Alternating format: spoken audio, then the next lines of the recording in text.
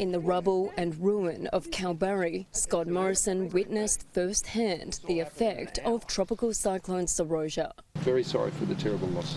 The Prime Minister touched down in the Midwest during his first visit to WA in more than a year. The nation's top boss surveying the devastation and meeting with those tasked to clean it up.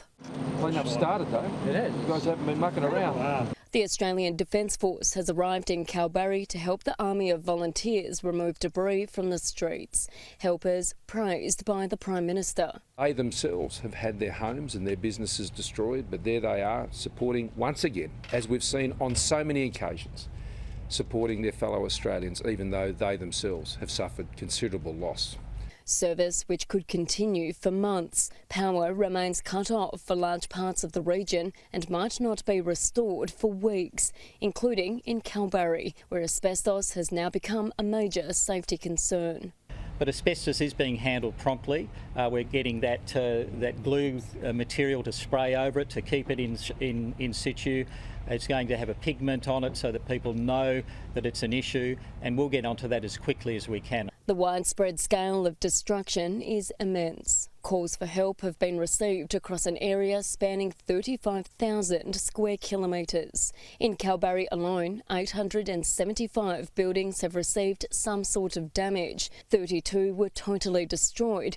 23 of those were homes. For those left with nothing, the federal government will provide a small something. People living in 8 local government areas will be eligible for a one-off payment of $1,000 per adult and $400 per child.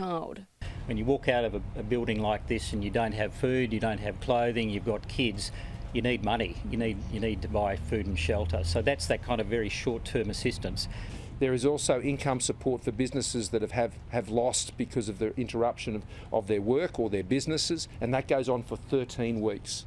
Longer-term funding is expected to be provided by the state government, as well as fellow West Australians who have already donated more than $3.1 million to the Lord Mayor's Distress Relief Fund. The recovery here in this tourist town is expected to take years. If you look at the Pelican Shore villas behind me, they're severely damaged, and in fact there's not even one villa which hasn't been left damaged by Tropical Cyclone Seroja. It could be years before this town sees tourists in it again. So I know there are many West Australians who can't wait to get back here and support the local community.